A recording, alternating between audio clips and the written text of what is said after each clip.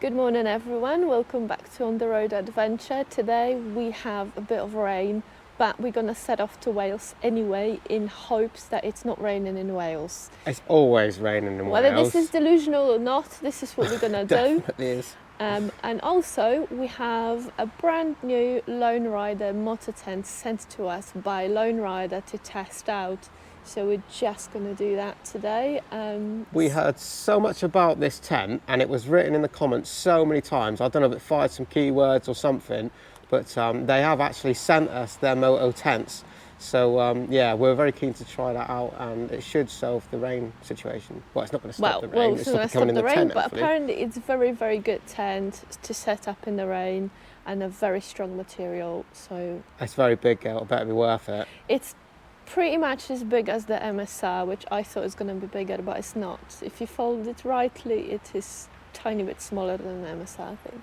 Well, firstly, we've got to get ourselves to Wales, which means some miles in the rain. So join us, and we've got a really cool stop planned along the way. Yes. See you on the next stop. Well, we just arrived. Took us about an hour and a half, 2 hours to get up. Bit of a fight through some traffic and some rain, but the bikes did well. Kept us dry. Well, it wasn't too bad actually, but any motorway time was horrible. That's rubbish. And it wasn't raining as much as we thought, so hopefully it will stay like this so we can put our tent nicely. But here we are in Baffle Haus. I had no breakfast and no lunch today. Now the food's good here, so we're going to try that out. Yeah, let's have a look around. There is a lot of bikes. It's been a while since we've been here, isn't it? I think they were still and a lot of it's doing changed, stuff. and it looks really good inside, so I'm excited.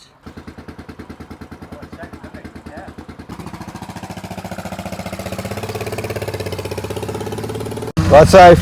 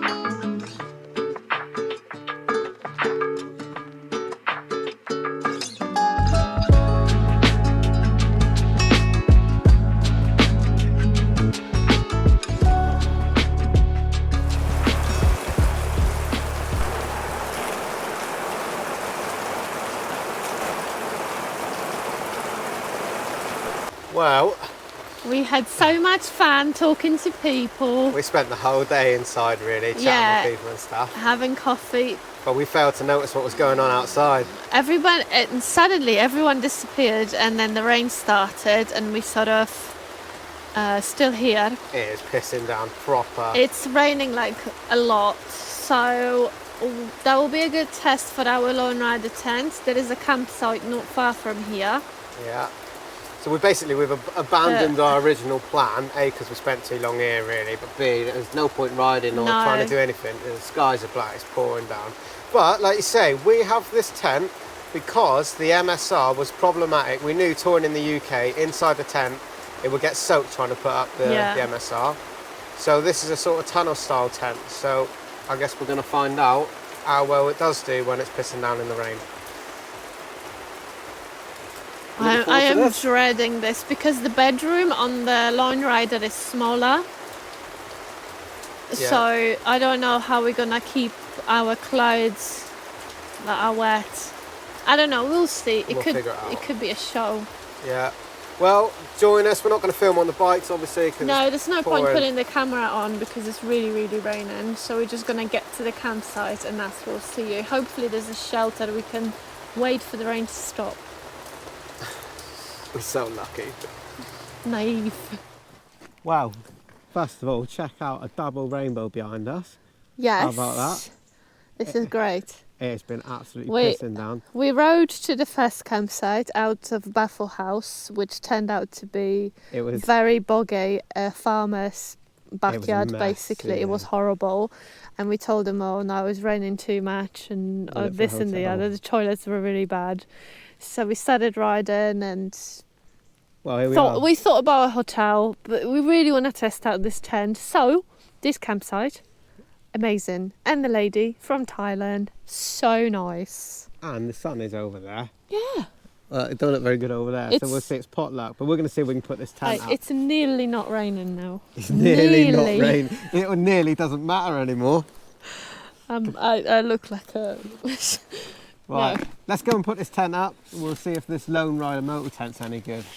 We've got a nice pitch. It's like half and half gravel and a bit of grass. Look at this beauty. That's a beast. The size of that thing. I'm pretty sure we can pack that better because I unpacked this in home and I couldn't fit it back in the bag, so it's kind of... Well, we'll see how that goes tomorrow. Yeah. Let's not muck around. Like, it's not pouring down at the minute. Yeah, we should be quick. But this is I think it's a waterproof dry bag, and it's got like the molly system thing on there and that for attaching straight onto your bike. But this is taking your entire pillion seat if you have one of these. There's no doubt about that. But so many of you liked it and recommended it, and then when they offered to send us one, we got to try it out, haven't we? Comes with a ground sheet, I assume, is it? Oh, I reckon that's a fitting in. Oh yeah. Now that you can't make that up. Look at that. Wait, stretch it. SOS. Motorhome needed, please. All right. Any idea which way this goes? I don't know.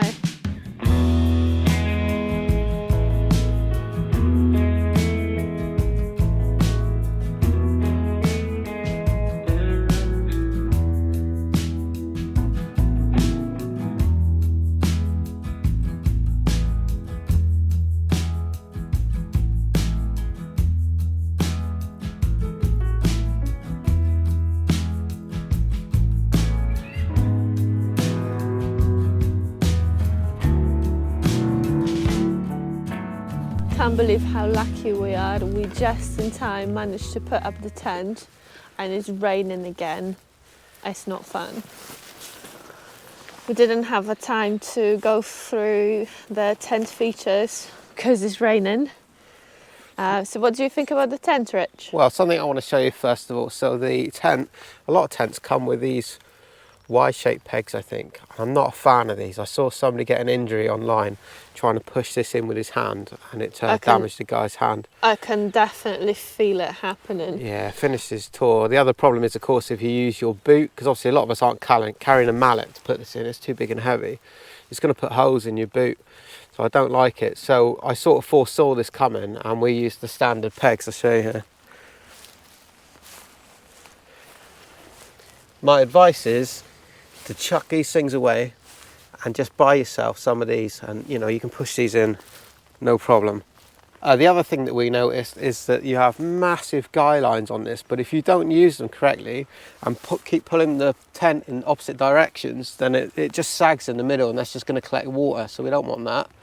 Anyway, yeah, ours is sagging a little bit, but we can't seem to be able to make it better. We're going to find out tonight whether it's waterproof, because we're in for rain tonight. So let's get inside and have a look. So there's 3 main doors, one each side and one on the end. We've actually got a porch bit with some poles to hold this up, so in hot weather it will open right up, so that'll be quite nice. But yeah, 3 main doors. There's another door on the back as well.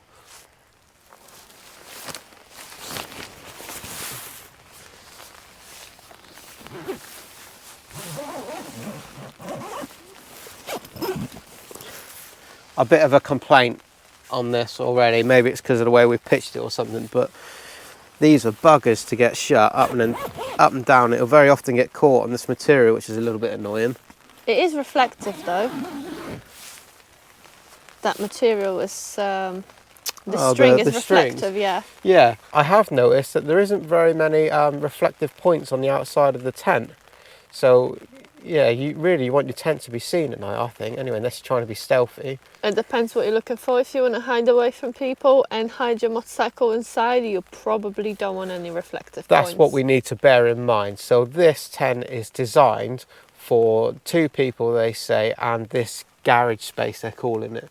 So you can bring your bike in. Now, they say out of sight, out of mind is the best thing. And, you know, people are having their bikes stolen on campsites from right next to the tent at night. So if you can get your bike inside out of the way, then why not? There's a lot of nice loops and bits and pieces out here, which is quite nice, especially for us. One of our bags leaked along the way, so our towels and things are wet. Which everything is wet. It's got a couple of pockets on the outside in this middle bit. We've got the bedroom area here. Now, something we like about this, because ventilation in our tent, in our usual tent, isn't great, but this one has a zip that goes all the way around, and you can separate the door from the mesh.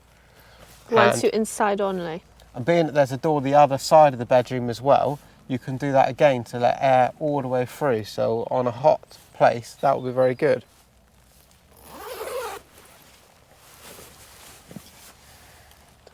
So the bedroom area is only 140 centimeters wide, which is not very much. So I guess we will be struggling tonight to put the things that we want to put inside. The 2 helmets definitely do not fit. I guess there could be a space for one at the squeeze. Our usual plan in the MSR is to get everything inside the tent. We've had situations before now where we've gone to campsites and in the night there's been loads of wood louse, for example. Yeah. Hey, we had a stoat or something come in once, didn't he? He nicked our eggs, our breakfast in the morning. He got in from the outside. There's no breakfast that morning. No. What else we've had? Slugs and snails and things getting on the fly sheet, getting around. So the point is, we don't like to leave our stuff in the vestibule unless it is properly packed up in, you know, in the dry bags or something. So yeah, we usually have all our stuff in the bedroom with us in the MSR. That's not possible here. In fact, we can't even get our 2 usual mats side by side in this one. It's so small. So I have a smaller mat with me today that is only 55 centimeters wide at my shoulders. It's really small. It just about I can sort of fit on it. So that's definitely, it's a problem, I think.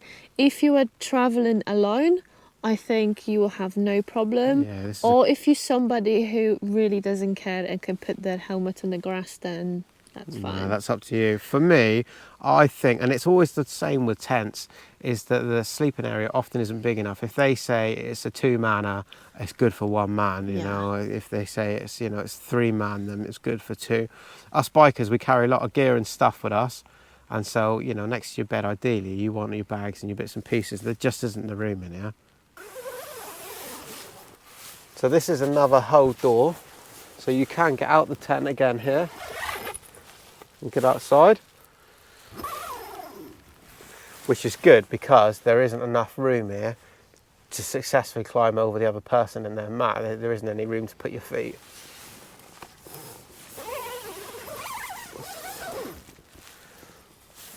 But I do really like this.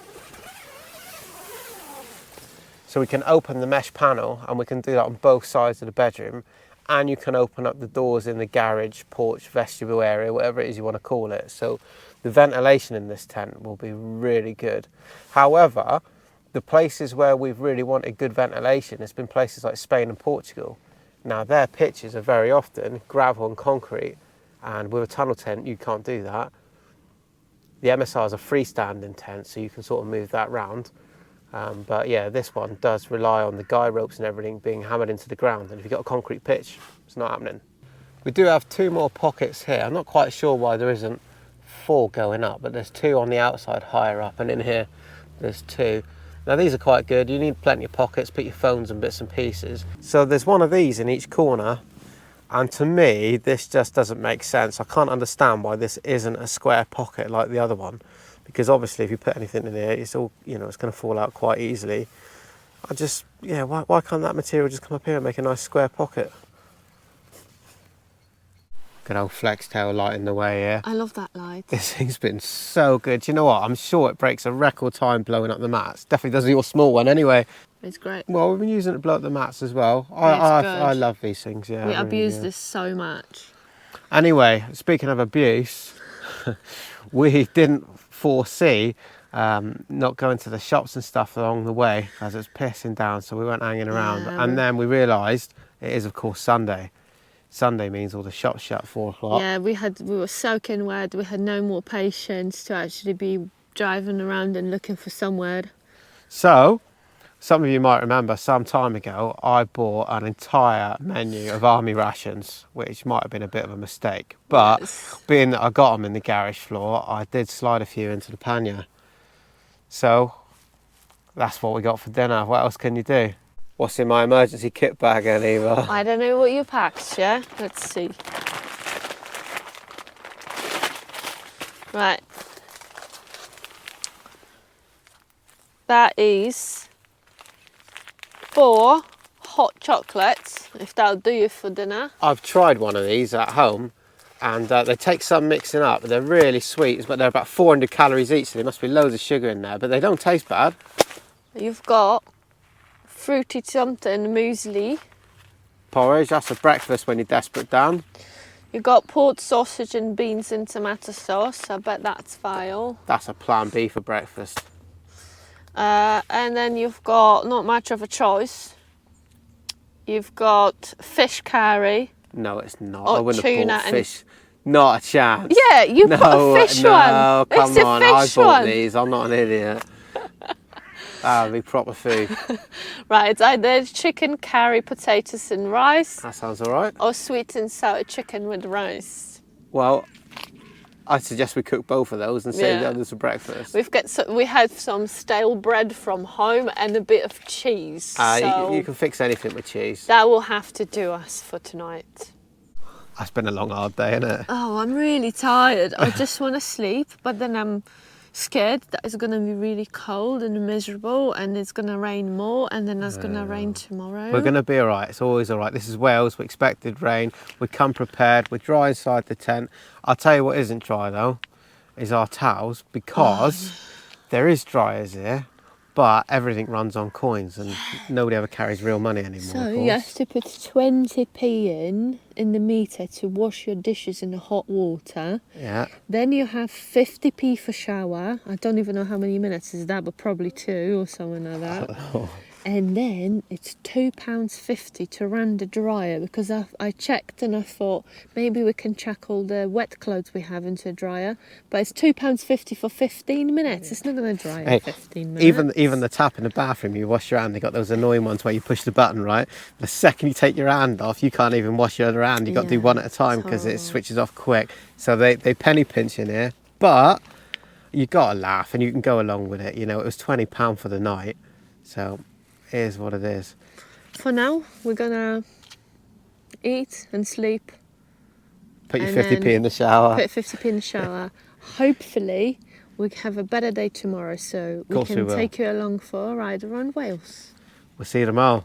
Love you, bye. Love you, bye.